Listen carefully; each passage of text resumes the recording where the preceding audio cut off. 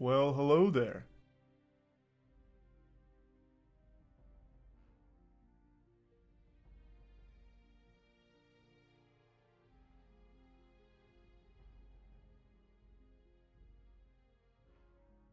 So, where to begin? Many of you know that I stopped drinking about 4 years ago, but many of you don't know that I stopped stopping drinking 2 weeks ago. It was a buddy's birthday, it was Chase's birthday, a special boy, and in order to celebrate, we went out and I had a couple of drinks. Nothing crazy, but it was the first time that I broke my sobriety since starting it. And it was fun, like visiting an old friend that you used to be pretty close with, but you know you shouldn't be friends with that person. It was nice. And I figured, you know what? You can't put the toothpaste back in the tube, you can't put the genie back in the bottle. I'll drink occasionally, lightly. Nothing too crazy, no need to let the demons out, but those devils reared their ugly head 2 days ago. So, we went on a little road trip. I won't spoil the surprise on what it was for because there's a whole video for that. And after the event we went to, I decided to have a couple of drinks. And then a couple of drinks turned into a couple thousand of drinks. And then before you know it, my whole universe came crumbling down around me. You know that cliche in every horror movie when someone gets possessed and then like their spirit comes back and they say like, I've been suffering in hell for an eternity, but it's only been like 2 minutes on Earth? That was me with this drunken state that I found myself in, this drunken stupor. Time moved so fucking slowly. Everything, it was like a black hole absorbing time. The alcohol in my system kept taking in time and not letting it pass. So I just stayed in agonizing misery for at least 12 hours. And it was a road trip, so we were going back, and I needed to be in a car for 8 hours in this state. Okay, so it's, what's today, Sunday? Yep. At 2 o'clock in the afternoon. Today we were supposed to be driving to North Carolina, and Charlie decided it was time for him to go hard last night. I went absolutely off my rock. I went off my gourd. It was disgusting. Just to be clear, we were supposed to leave, what, 5 hours ago? 4 hours ago? It has been 12 hours, and I am still fucking wasted. Like, I feel like I am still at a club right now. Well, we can turn up the music. Yeah, we got the All-American Rejects playing for that DMCA strike. It's sounding good. And I feel like $1 million. Well, the good news is this car's actually really nice and drives smoothly, so we should be good. We're gonna hit one bump and I'm gonna puke everywhere. Yeah, I got my yak bag, I've got, yep. Yeah, the gang's all here. We're having fun. It didn't even require a single bump. In fact, almost 50 seconds after this video ended, I sat up and puked all over the rental car. Because, surprise, surprise, the bag that we had designated as my yak sack had a hole in it. So what ended up happening is I puked in it and it just went right onto my lap, blasting out the bottom of it. So I must have actually pressure washed it with bile. It was awful. So the reason I'm even sharing all of this is because this is a promise to myself going forward to not drink like this again. I think I'll still occasionally have like 1 or 2 for celebration events or whatever, but just never more than that. This is, I limit tested here for the first time since college, and I didn't like the results. Like, I'm not going to be doing this again, and let this be a lesson to all of you out there to drink responsibly in moderation. I swear to God, I have never been so sick in my life. I got alcohol poisoning one time in college, and I didn't feel as bad then as I did during this. I think it was a combination of all of the drinking and also the road trip, like compounding. It was brutal, legitimately brutal. So I ended up puking close to 30, maybe 40 times. I'm not really sure. It's hard to keep track, you know. Can you count all the grains of sand on the beach? It just wouldn't stop. I couldn't eat, I couldn't drink without puking. I was so dehydrated, I have no doubt I looked like SpongeBob when he needed water. It was so awful. So I came out of retirement from sobriety, and I'm ready to go right back into it. You know, the star that burns brightest burns out fastest, and that's exactly what happened here. Plenty of drinking in that night for their whole lifetime. So Let me go ahead and play you like an aftermath clip because we recorded this morning where I was feeling a little bit better. Hey, good morning. So I'm feeling better. I left my calling card in the hotel room. I puked all over it again. But this time, since I had the fruit punch electrolyte, it looks like just a fucking ton of blood. So it looks like a murder scene. And I'm feeling good now. I think we should give a little update on how the drive went yesterday. Pretty smooth. I think I maintained composure pretty well for the most part. You guys probably didn't even know how bad I was. No tears were shed. Yeah. Not yours, not mine. Yeah. So I don't think I stopped being drunk until we got here at like 9 p.m. and I took a shower. But yeah, I remember crying a lot in the car. He was in some pain. I like the idea that every 4 years we do 1 week of drinking, and that's it. And it's like the Olympics. And then we never drink again for the next 4 years. More like every 4 days. I'm ready to go again. Oh. Experts estimate that I drank like 15 mixed drinks 2 nights ago. If Chelsea's the expert, I heard the number higher. Yeah, so not bad. I can do better. Since it was a blackout or back out kind of night, I don't remember a lot.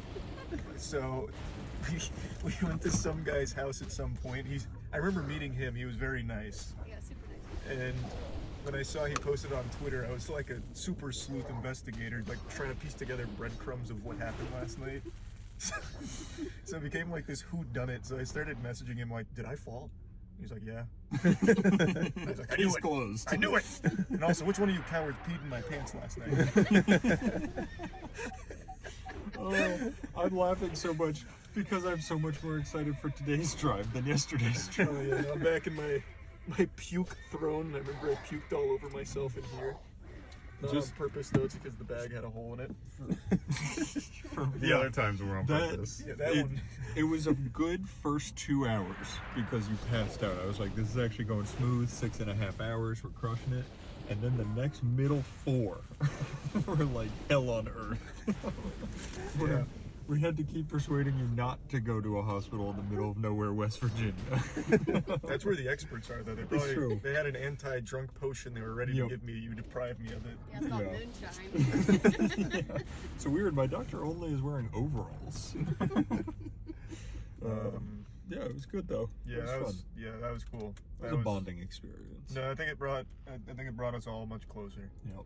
So that's definitely the most I've ever been around human beings. At least you get that. At least when you had your alcohol meltdown, you were in the comfort of your own house. That's true. I was in my bathtub, curled up in a ball. Fucking I rental honestly car. do not envy you having to do that in a car ride for 6.5 hours. That Yeah. sounds miserable. But yeah, at one point Charlie embraced me and the nicest hug he's ever given me and cried into my chest. And at that moment we became I was brothers. crying because I was just having so much fun. Like, Matt, thank you. It's like, can we drive farther, please? Why are we stopping? Yeah, so that pretty much closes the book on that whole adventure. I am pretty sure I fell, though no one seems to know when or if I hit my head. But, like, the side of my head, like the back side of my head, was hurting a lot. It still does hurt now. But there's, like, no noticeable bump or anything. So it's also maybe because I had my hair up in a bun, which I never fucking do. And I had it up there the entire time I was drunk. So, like, fucking 24 hours, basically. So there is a good chance that it was just yanking on my hair for a while, and now it's just kind of irritated. Hopefully that's all it is. Also, if the hotel staff is watching, I am so sorry. I feel awful for it. I tried to clean up the puke, but it was just not coming up easily. It really did look like something out of like CSI Miami crime scene or something. I did try though, and I am very sorry about that. But yeah, just I wanted to share this story because maybe this can be a good lesson to not drink like I did, and also this is a very public promise that I won't drink like that ever fucking again. It was so bad. That's really about it. So yeah.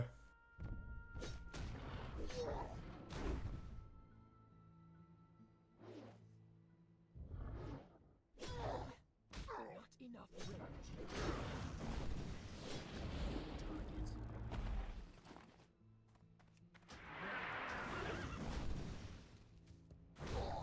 More rage. Not enough.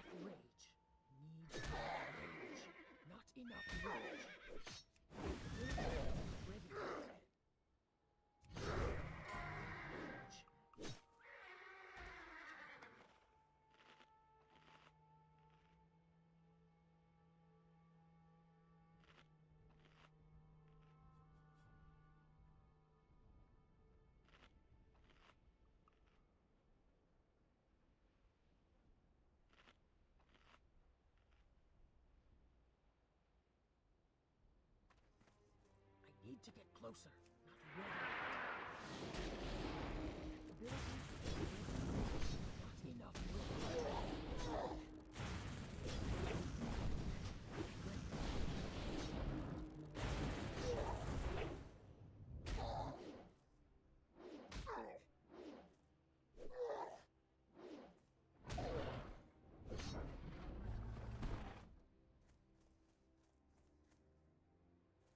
It's too far away.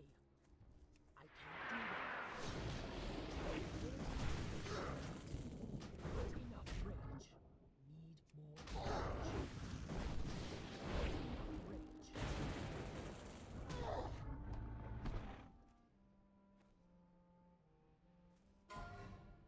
I need to get closer. That ability. More rage. Need more rage. Not enough rage. Rage. Not enough rage. Need more rage. Rage.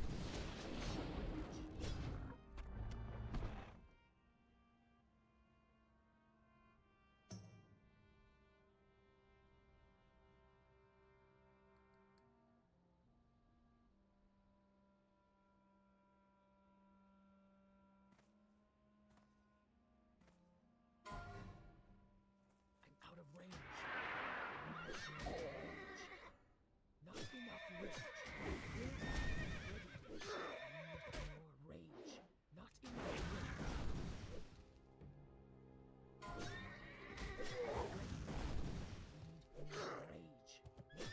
rage. Need more rage. Not enough rage.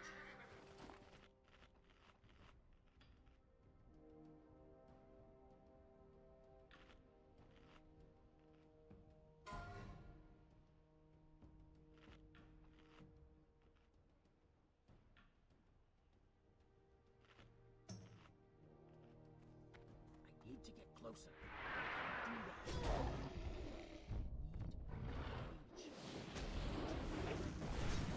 Need enough rage. Not enough rage. I can't do that. I'm out of range. Ability is not enough rage. More rage. Not enough rage. Need more rage. Not enough rage.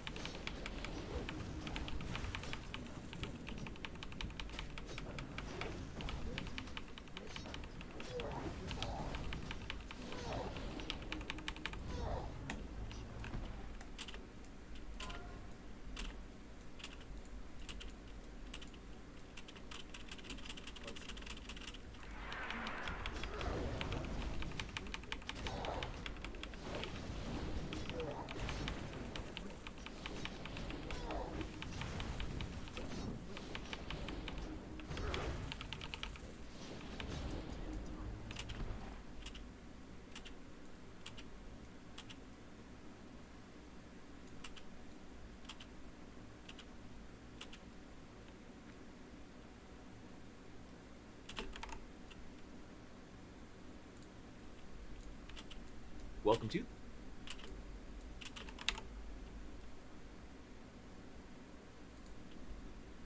the Man of Recaps. This is The Walking Dead Daryl Dixon Season 1. If you haven't watched it yet, don't spoil yourself here. Click the link in the description and sign up for AMC Plus. Binge through all of Season 1 now.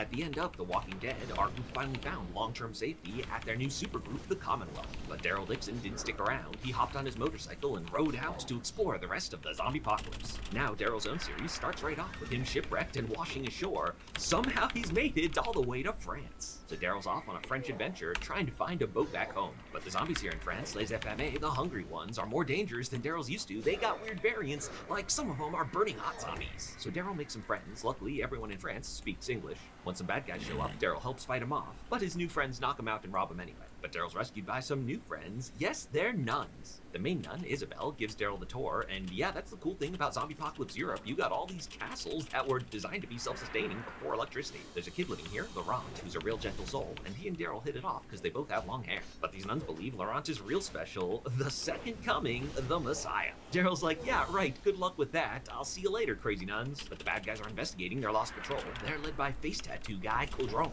One of the guys killed was his brother, and this girl blames it all on Daryl. So Caudron and his men storm the nunnery. Daryl's gotta help defend him. Although these nuns are far from defenseless, oh, it's an epic killer nun fight. That's another cool thing about France, by the way. They don't have a lot of modern guns laying around, so they're fighting with cool old-timey guns and medieval weaponry. Now, these nuns are part of a larger good guy group, the Union of Hope, and they want to get Laurent up to their base in the north. And apparently, there's a port nearby with working ships, so Monsieur Daryl is escorting Laurent and Isabelle on a cross-France adventure. Along the way, there's a couple fun adventures, like this group of kids who grew up here in their preschool. They're fighting an American who's taken over this castle, and Daryl falls into his zombie mode. Then there's a conductor who built himself a zombie orchestra. All right, that's new. But soon they make it to the big city. Welcome to Paris. The Union of Hope has a good base here, led by Falou. And while Laurent is probably not the real Messiah, he is a nice kid and gives them hope. So to buy Daryl a boat ticket home, they go to Paris's hottest underground zombie apocalypse nightclub. The club's owner is this English guy, Quinn, who also has long hair. In fact, he looks exactly like Daryl if he brushed it back.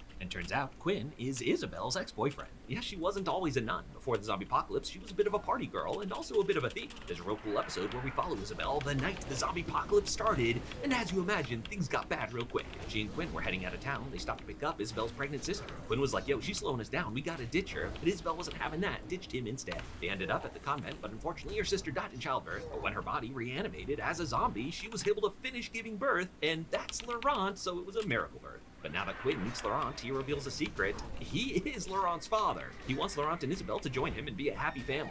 But it's like, yo, you cheated on me with my sister, then tried to ditch her in the zombie apocalypse. You're kind of a douche. But there's a bigger bad guy out there, Madame Genet, who runs the supergroup that loosely controls all of France. She controls the port with the transatlantic ships that Daryl Dixon rode in on, and now we finally get that story. Daryl was cruising around America on his motorcycle. He stopped to get gas from this French scientist who was paying fuel in exchange for rounding up live zombies. By the way, they had a radio here, so Daryl checked in with his best friend Carol. They had a bad connection, but she said someone came back.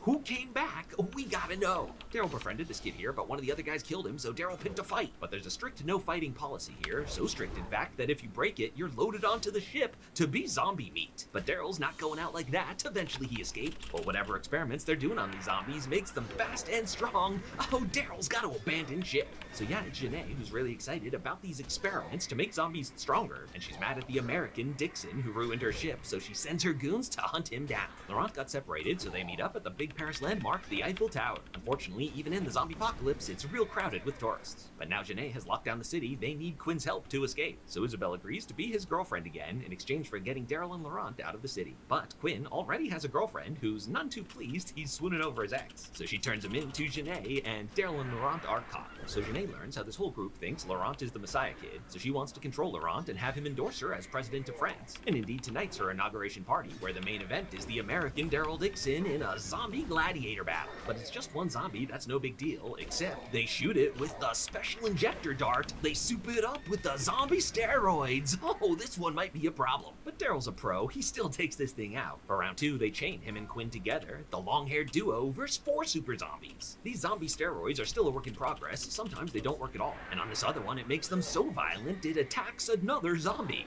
Working together, Daryl and Quinn take the other 2 zombies out. Daryl's like, are you not entertained? And chucks this zombie head right at Genet. Now the resistance causes a distraction so Daryl can try to escape. Quinn was injured though, he's slowing him down, and now he wants to do right by Isabelle and Laurent. So he has Daryl cut off his hand so he can separate and buy him time. But then it's awkward when zombie Quinn catches up to Isabelle. Daryl gives Laurent the battle axe, God'll forgive you kid, as he kills his first zombie who is his father. And so it looks like they're out of danger, but danger catches up to him, it's Caudron. He wants to kill Daryl Daryl and avenge his brother, but Janae's orders were to kill Laurent and the nuns too. And Cauldron is a badass, but a good guy, so he shoots the other goons instead. Monsieur Dixon, I will see you later.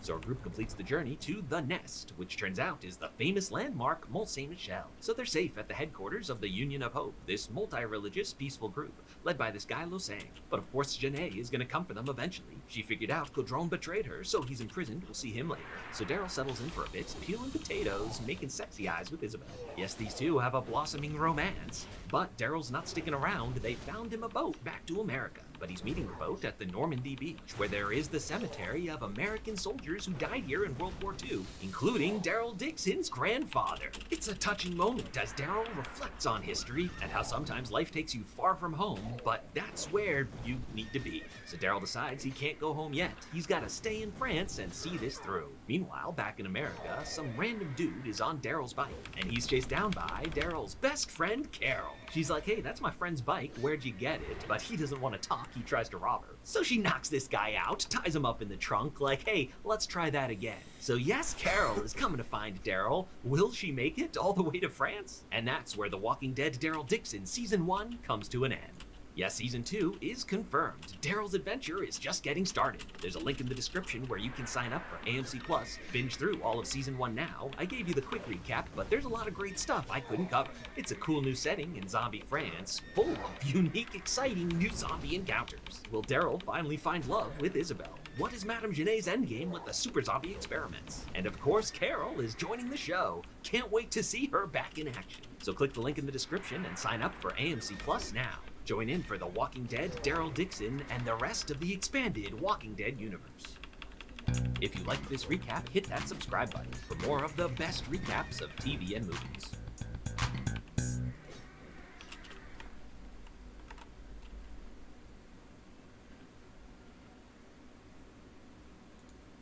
The movie begins with John Kramer lying inside a CT scanner. After the CT scan, he asks the technician about the results. However, the technician responds that she only operates the machine and states that the doctor is the only one able to evaluate his condition. The next day, he consults his doctor about the results of his CT scan. The doctor advises him to retire from his work and take a rest because his days are numbered. After hearing his unfortunate fate, John leaves and drinks from a water fountain near one of the patient's rooms. While drinking, he sees a man stealing from another patient's bed. The story progresses. The man who stole from the bed, ridden patient is kidnapped and placed in a chair full of traps and puzzles. He wakes up and cries for help, not knowing what is happening. John Kramer communicates with him about the crime he has committed and tells him that he has to turn the control dial up until the 5th level. Otherwise, a strong vacuum will gouge his eyeballs out. The 60-second countdown begins, and the man screams for help, left with no choice but to operate the control dial. He turns the control dial to 1, and the machine breaks his first finger, causing him immense pain. He continues turning the control dials one by one, screaming in agony. Unfortunately, his time runs out, and his eyeballs are gouged out by the vacuum. However, everything that happened exists solely within his thoughts, and not in reality. The man sees John and stops robbing the patient, narrowly escaping the gruesome death he almost faced. John then goes to a cafe to write his last will and testament. While writing, he encounters Henry Kessler, one of the attendees from their support group. The two greet each other with a hug, and Henry shares his experience of overcoming pancreatic cancer. In desperation to get well, John asks Henry about his recovery. Henry shows his scar and informs John that he has undergone surgery from a specialist. Henry writes down the website of the specialist on a tissue for John to search. Henry bids farewell, expressing his support for John. When John gets home, he immediately searches for the specialist named Dr. Finn Peterson. He watches interviews and accomplishments by Dr. Peterson and comes across a video of Dr. Peterson's daughter, Cecilia Peterson, who pledges to continue her father's work. John emails her and receives a call from her after a while of waiting. They discuss the program and schedule the surgery for the next week in Mexico. The following week, John arrives at the airport, and a chaperone named Diego escorts him to Dr. Cecilia's office. While driving, a van suddenly blocks their road, and two masked men point guns at them. The men verify John's identity and pick him up after ensuring he is indeed John Kramer. They bring him to the door of a manor where Gabriella greets him and takes him to his room. Eventually, John meets Dr. Cecilia, and they walk toward the facility where he will undergo surgery. They arrive at the operating room, and Dr. Cecilia introduces John to the team, informing him that they will perform his surgery the next day. Later that day, Dr. Cecilia and John talk about their backgrounds, and John shares his career as a civil engineer and architect. On the day of John's surgery, he asks who will perform the operation. Dr. Cecilia tells him that Dr. Ramon Cortez, one of the best, will be his surgeon. During the surgery, he will be awake so they can monitor his abilities and the doctor can distinguish. During the procedure, John sees the monitor displaying his brain. He eventually loses consciousness and wakes up in bed with bandages on his head as Dr. Cecilia visits him. She informs him that the surgery was successful and instructs him to take the painkillers in the fridge for the next 7 days. Overwhelmed with joy and relief, John cries when Dr. Cecilia shows him the results, indicating that all his medical tests are normal. Filled with hope and aspirations, John continues to live normally. He discards the schematics of the death traps he used to draw and replaces them with architectural drawings. One day, filled with gratitude, John decides to visit Gabriella to give her some tequila, which is her favorite drink. When he arrives, the manor seems different from usual. The front door is left open, and there are no people around. John goes downstairs and discovers an empty operating room filled with surgical props and books about neurosurgery. He realizes that everything was just a show, and the entire team was a scam. Furious about what has happened, John throws the bottle of tequila on the floor. One night, Diego, the man who escorted John, was working his usual shift as a tour guide. When his customer left, another person entered. Even before they started driving, his passenger covered his nose and mouth with a cloth soaked in a sleeping drug. When Diego woke up, he found his hands taped to a scalpel and his body tied up with a rope. The man panicked and attempted to escape from his restraints, but he ended up cutting himself instead. He shouted at John and managed to cut the rope, freeing himself. As he broke free, a timer in his hands turned on, and an audio player fell from above, instructing Diego to remove the explosives attached to his arms by cutting his own flesh and muscles. After the speech, the timer started ticking, and Diego initially panicked. Eventually, he accepted the torture and manually removed the bombs from his arms. Diego successfully removed the 2 bombs in time, but the skin and muscles of his arms were shattered. John entered the room after the explosion and handed Diego a first aid kit. Meanwhile, at a bar, Valentina, one of the scammers, hooked up with a guy. She demanded the guy take her to a hotel room, but he insisted on having sex inside his car. She refused and tried to leave, but the guy forcefully pushed her inside to assault her. As he was about to attack her, the window behind the guy suddenly shattered and killed him. Valentina looked around in terror when suddenly someone grabbed her from behind and kidnapped her. At the same time, Mateo, a veterinarian and one of the scammers, was about to close their clinic when suddenly a pig-headed creature tasered him and captured him as well. On the other hand, Gabriella went to a club to work as a prostitute. She entered a cubicle and swallowed contraceptive pills. While doing so, she saw a pair of shoes in front of the cubicle. Alarmed, she brought out her pepper spray, stepped out of the cubicle, and found no one. Little did she know, the pighead suddenly pushed the door into her face, knocking her down, and then sprayed pepper spray into her eyes. Lastly, Dr. Cecilia, the mastermind of the scam, was captured by John himself by injecting her with a sleeping drug in her neck. The other pighead also revealed herself as Amanda.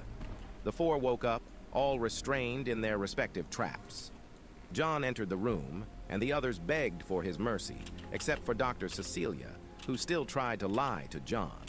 John started with Valentina, informing her about the trap, a string-like blade that could cut through bones. He told them that he hadn't brought them for retribution, but for reawakening. He instructed Valentina to cut a part of his body to survive the test. Dr. Cecilia then encouraged Valentina to start sawing her thighs so she could survive. Valentina, left with no choice as the timer ticked, started sawing her thighs with a sharp string, She sawed her thighs multiple times and screamed in pain. She rushed to see, and after much suffering, she managed to cut her thighs. She proceeded to get blood from it by injecting a large syringe.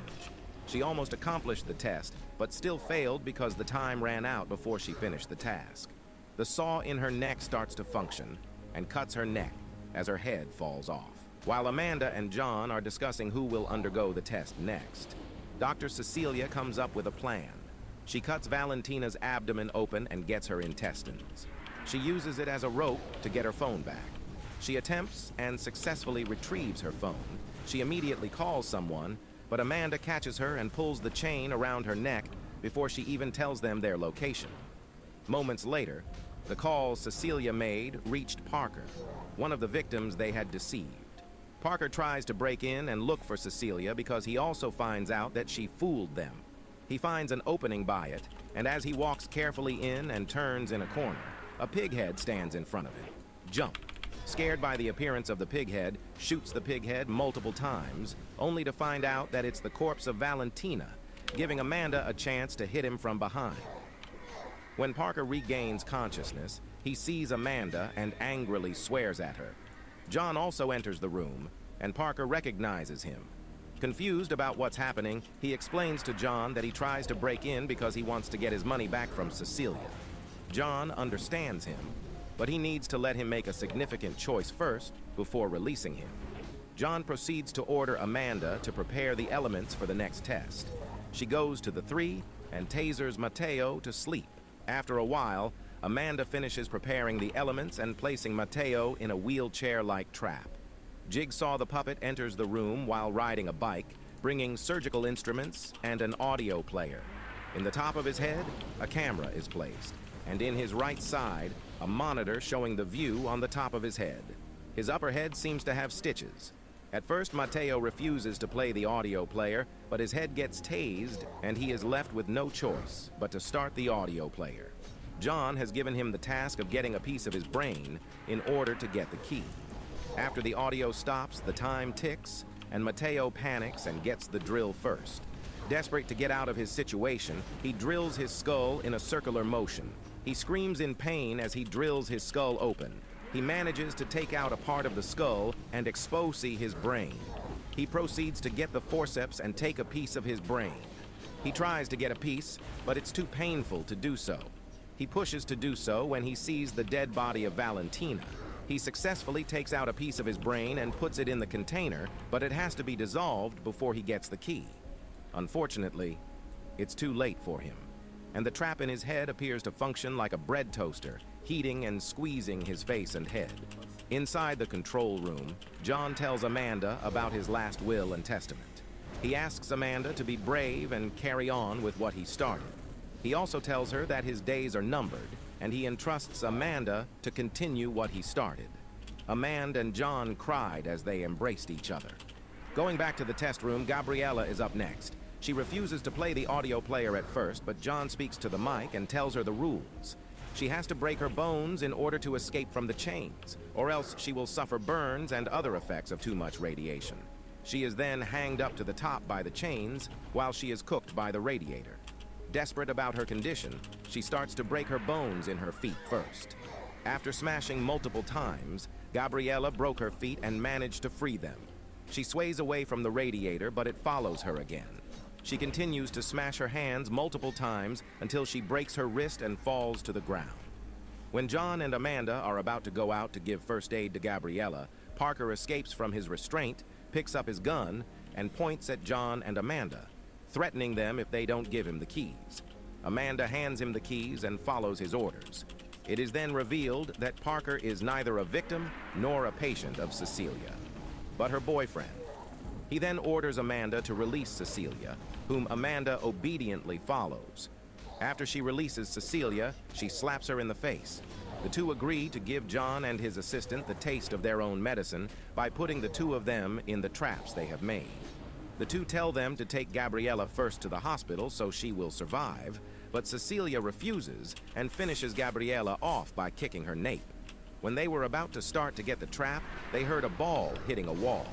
Cecilia then sees a boy playing by kicking a ball at the wall. Cecilia came up with an idea and took the boy inside. The boy sees the dead bodies and gets scared. Cecilia then orders Parker to chain the boy together with John in the trap. John begs them not to include the boy in their punishment, but Cecilia ignores him and still continues to pull the lever. Before they start, John tells the boy in Mexico to pull. The chain pulls them down and forcefully lays them down. As they are lying down, a faucet goes down in front of their faces and drips a flood of blood into their faces, which enters their mouths. The two of them are drowning because of the continuous flow of blood to their faces. John begins to pull the lever, which is a way to let the other person rest from drowning. The boy sees John drowning and is about to die. That is why he sacrifices himself and pulls the lever to let John rest. They take turns until John sacrifices himself and doesn't let the kid pull the lever anymore. Cecilia smirks at them and proceeds with Parker into the control room to get their money back. Little do they know, the money is a trap and the entrance is locked up. On the other hand, it is then revealed that everything has been set up until that point. The faucets finally stop, and John and the kid manage to escape from the chains. Meanwhile, the other two inside try to escape by firing a gun at the door. Unfortunately for them, the gun doesn't have gunpowder in the very first place. The two realize that, at the very beginning, John knows who they are and just pretends to be outplayed. A 10-minute clock ticks, signaling the start of the smoke coming inside the room. Smoke is a chemical that, when breathed, kills a person. However, there is a catch. There is a hole where they can fit their heads and survive the suffocation. The two show their true colors and fight each other in order to get the spot. They turn against each other, but Cecilia wins over Parker because he has already breathed the chemical, which made him weak. Eventually, Cecilia manages to kill Parker by using a sharp object. Cecilia gains the spot, but is forever locked in the room containing hazardous gases. Impressed by the bravery the child has shown, John decides to give the money to him.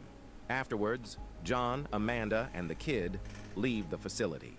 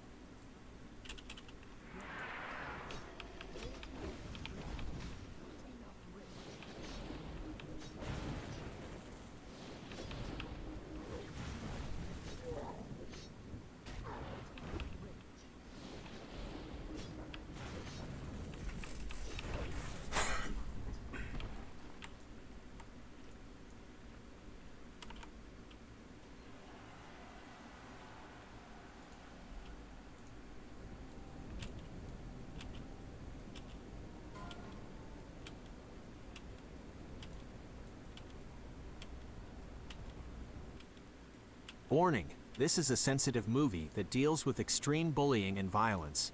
There are scenes that you may find distressing, so be warned. This is the story of Haruka Nozaki in her hellish school life led by her tormentors, Teiko Oguro, Yoshi Tachibana, Hidetoshi Kuga, Hiroaki Mamiya, Tsutomu Ikagawa, Risako Kato, Arisa Sakura, and Rumi Sayama. A word of warning, this story does not have a happy ending. Nozaki opened her shoe locker only to find that it was taken again.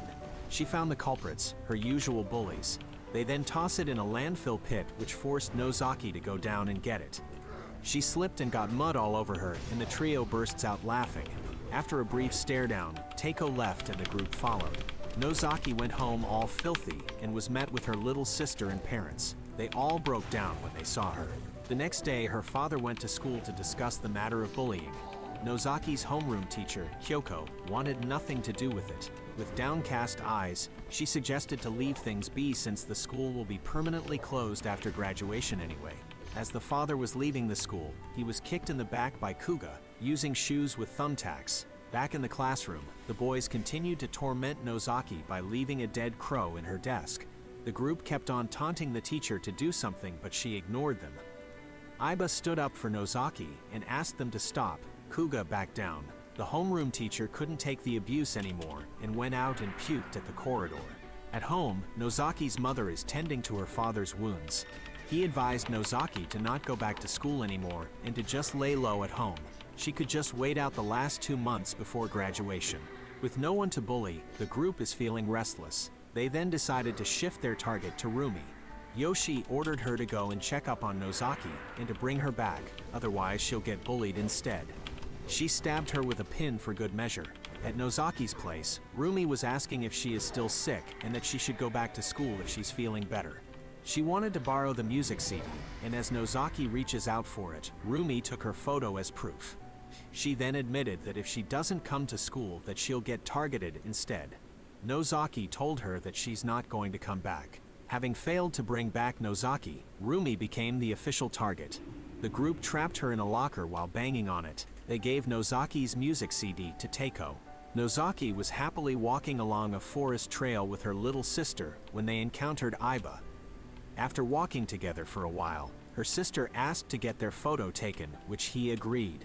Back at the classroom, Teiko is carelessly cutting Rumi's hair.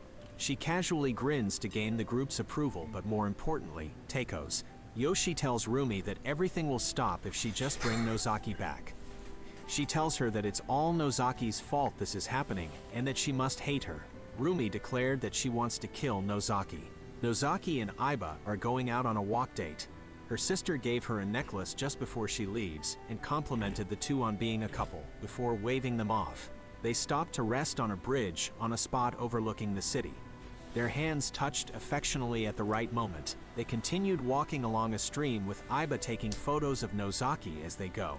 It was already dark when they returned home, when they encountered Risako and Yuri, who then hurriedly went away. There's fire over at the distance. It's Nozaki's home, and her family was still inside. Nozaki broke down in tears, but Aiba went inside and managed to save her little sister. She miraculously survived and was taken to a hospital. Nozaki's grandfather sadly confirms the bodies of her parents. He then joined Nozaki in watching over her little sister.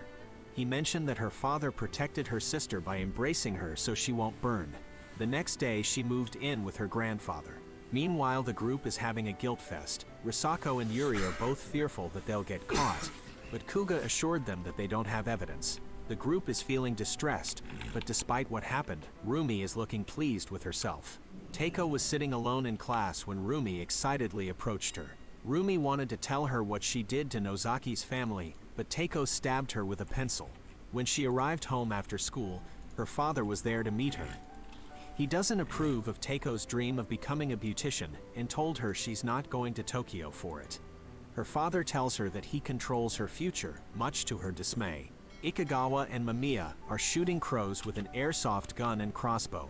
Ikagawa confided with Mamiya that he felt exhilaration during that day. He shot a crow, and Mamiya called him twisted for thinking that, and laughed at him. Rumi's obsession with Teiko is becoming apparent with her notebook filled with drawings of her. She scratches her stab wound as if relishing it. Nozaki eventually showed up in class, much to the surprise of everybody. Aiba offered to help her, but she just brushed him off. After class, she was led by Yoshi and the other two back to the pit.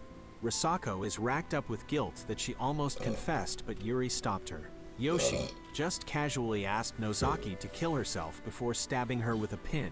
She fell into the pit, and everyone joined her. Yoshi kept taunting Nozaki about how she felt alive after watching her mother burn alive.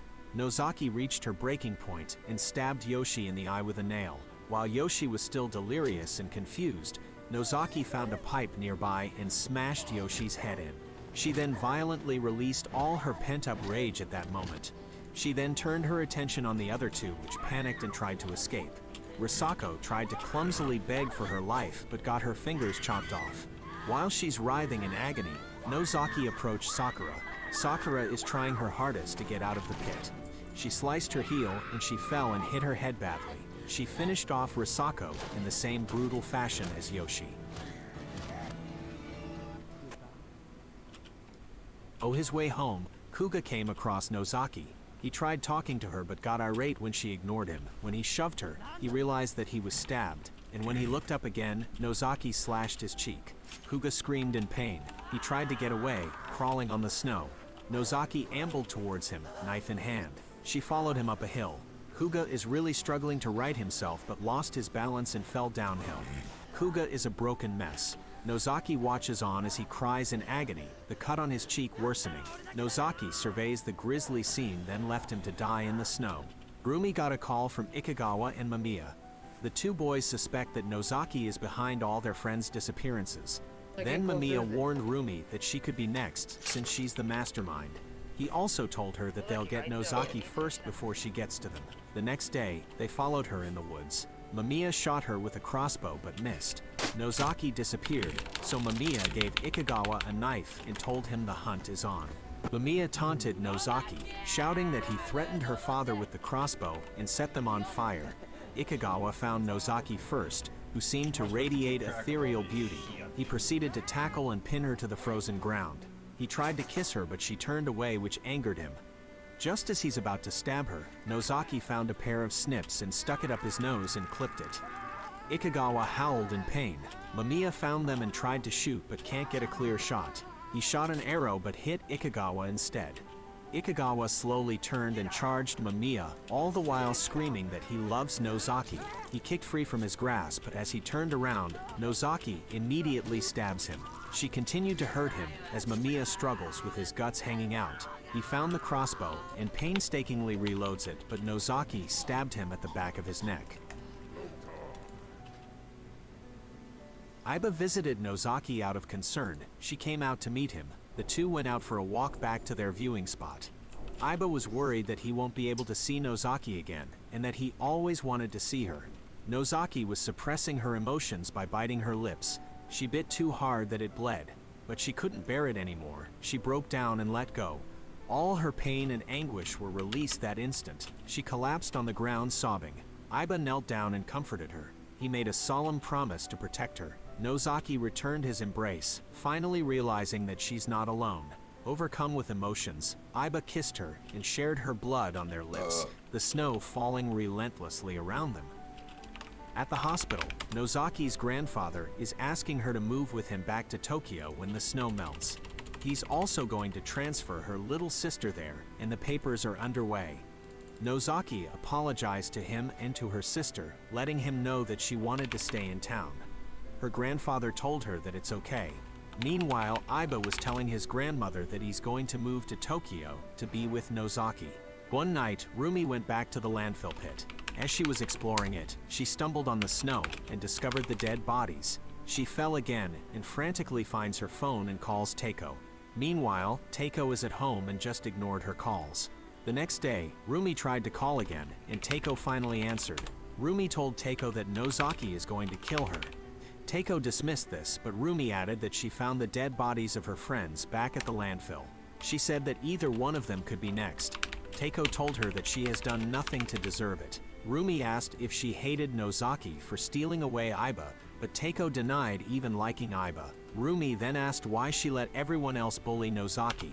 When Teiko couldn't answer, Rumi assumed that Teiko actually likes Nozaki. Teiko hangs up, and Rumi tore all her drawings of Teiko in a rage. Faced with the hard truth, Teiko realized the consequences of her actions. She took the music CD and went to Nozaki's house. She called out, but nobody answered.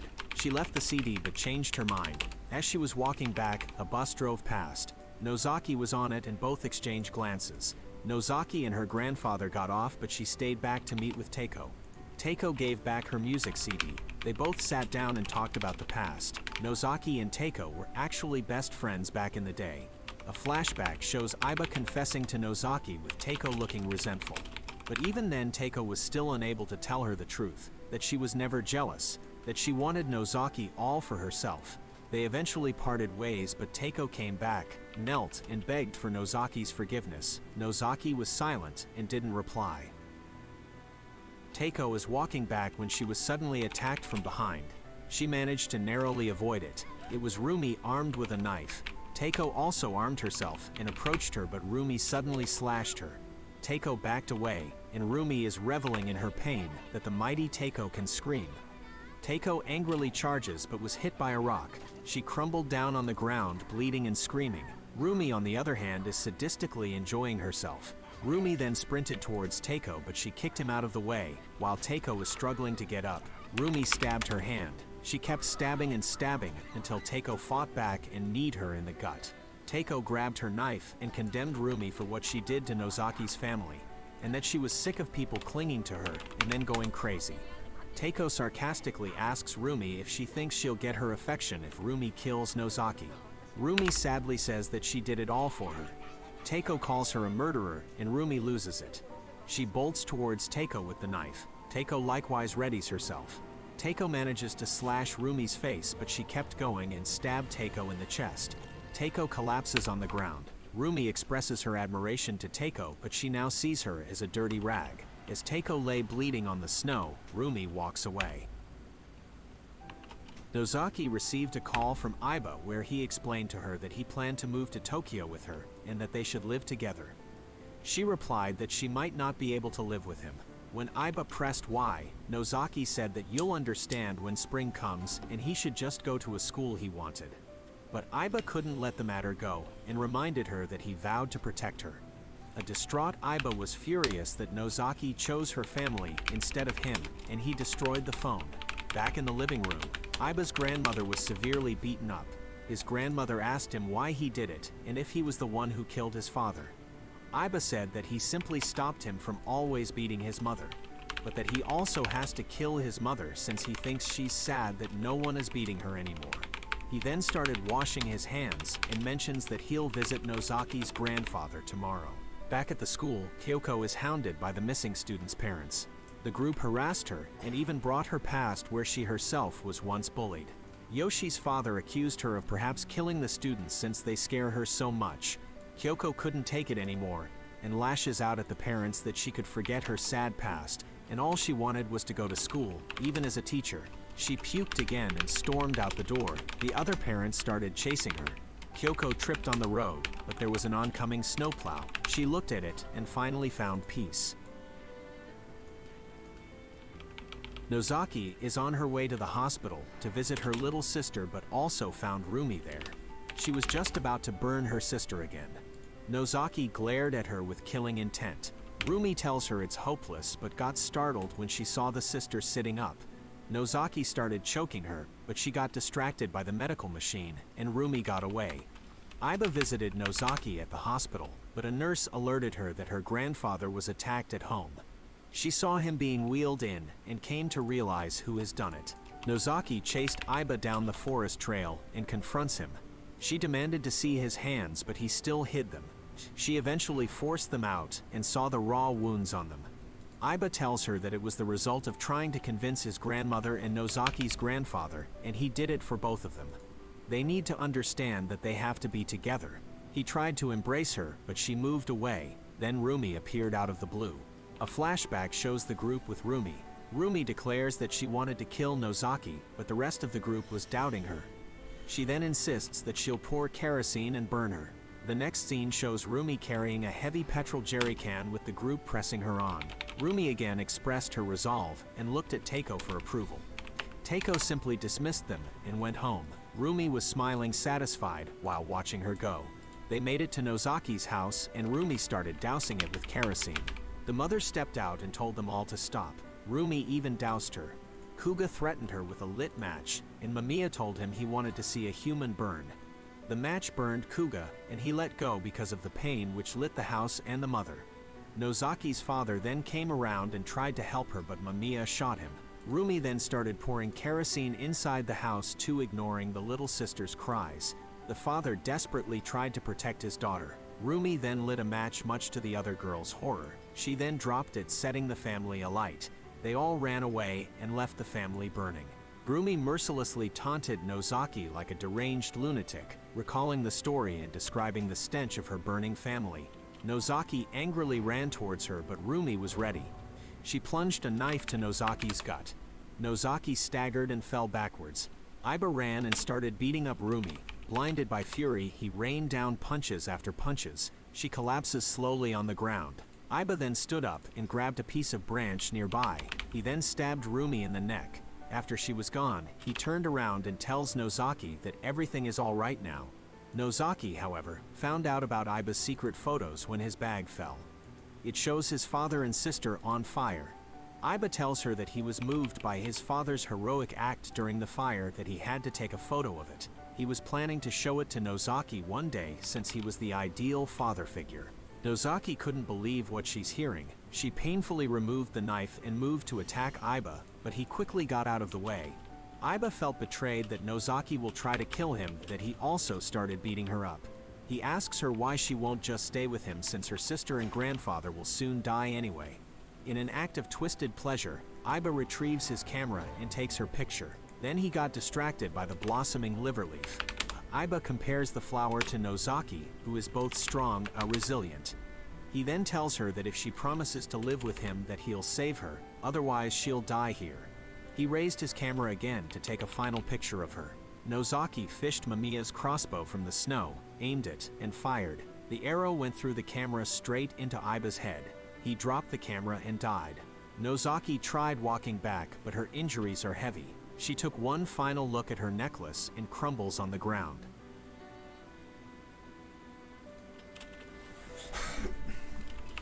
Sometime later, it's the school's graduation day. Alright, call it a stream. It's like an hour. It's short stream. I just want to get like a level here. We'll probably do Wailing Caverns tomorrow. Got my macros and shit. Tell me when it's set up now for most of my shit here, so I think I have a good idea of how I want to tank, right? Like, I shouldn't have a miss if I'm not dual wielding, but with an axe, right, and shield, I should be good.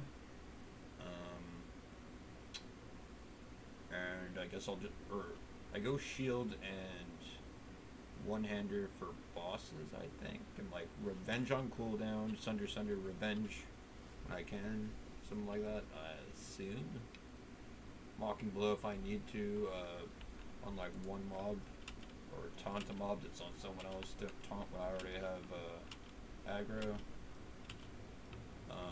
AoE or tab target, sunder, grenade. And I could also be going back from like dual wields to even two-hander, because I just bought a two-hander, but I'm just gonna wait for it to come off the AH. And it'll be like an upgrade, because like it's a level 21 blue axe, blood maim or something like that, so it'll be better than Bones Fang. And we have like a decent amount. I guess I don't need this dagger now. I was leveling up daggers. It seems kind of decent too, but I mean, like, may as well have like an axe, right? Like an actual hard-hitting, like, this is almost hard-hitting as like my two-hander axe, actually. This is like 17.6 damage. This is 15.2 for a one-hander, and this is a two-hander, so it's like a decent twink item, I guess, yeah. I'm actually starting to get pretty poor too. I might have to go kill some double swords on my shaman. I did that a few days ago, and that like got me like 30-40 gold or something from like the couple of hides that I had farmed in like that hour or so. So there's that. Yeah, because I'm gonna need to start leveling up my engineering now, because I can go to expert now that I'm level 20. So we can get like the next goggles upgrade probably. There's probably actually some shoulder upgrades here. That's like my only like every item I have is like green or blue. That's like my one item that's like gray. Get that and then we'll call it a stream. What do we got here? Stamina 99. Oh wow, goddamn.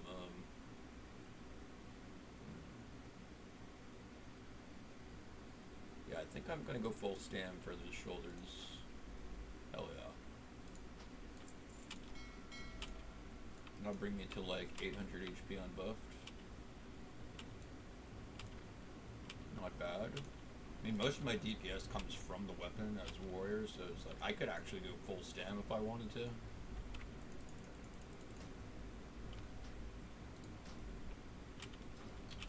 Sure. And do I need shield for disarm, or is it just... Yeah, okay. May need a more convenient, like, stance, key binding.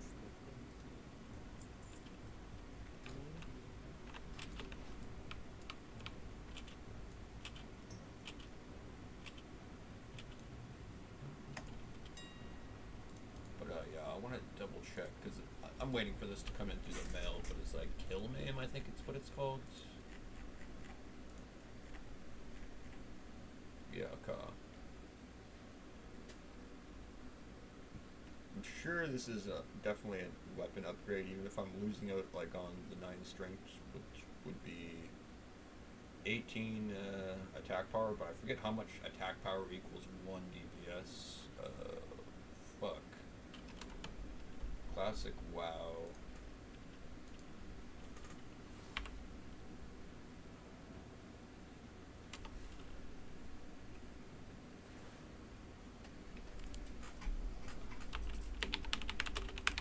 How much strength for 1 DPS? Strength and attack power, 1 strength equals 2 attack power. 14 attack power is 1 DPS, so...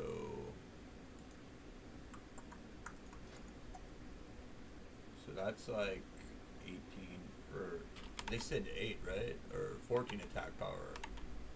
So I get 18 attack power from this. So that would be just like 1 DPS. So yeah, this is definitely better. 3 more DPS higher, even with the loss of strength. It's pretty good. Plus you get like 100 damage bleed. Like that can trigger a Ghost Strike, which can also trigger Wind Fury, I think. But at that point, like, I'm going to be getting, like, a 2-hander Corpse Maker, right, from RFK, when I get to that level. Yeah, this. And there's the whole, what you call it, Whirlwind Axe thing. I'm going to have to go do that shit. I'll probably just get, like, one of my 60 friends to just, like, help me for this quest. And then I'll pay them back when they need my help on my 60 shaman.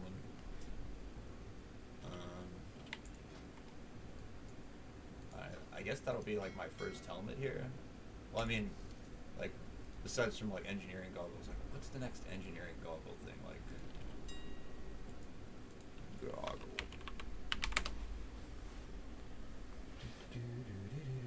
Oh yeah, this one is like way better. Holy shit. 175.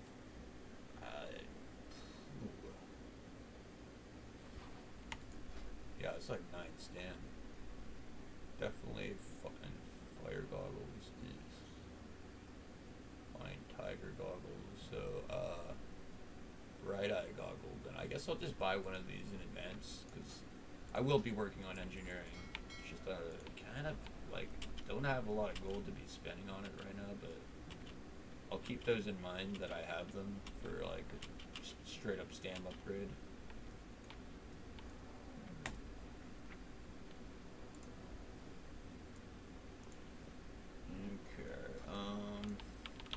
Call it a stream, I guess. Oh yeah, what about Chen's Keg? I was like kind of in the I guess No point in doing camouflage. Okay, Chin's Empty Cave. Lightning Glen and Thunderhawks alive.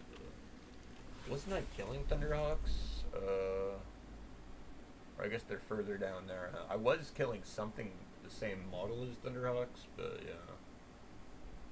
I might be able to solo Guns in Northwatch. Maybe. It's just like that one middle tower. I was sketched to do that on my Sean, but I ended up finding a group while I was there. And most of the quests here are becoming green for Wailing Caverns, but that's fine. Oh, but that one quest, do I have it? How much does the staff hit for? 20. Oh, wow. 15.7.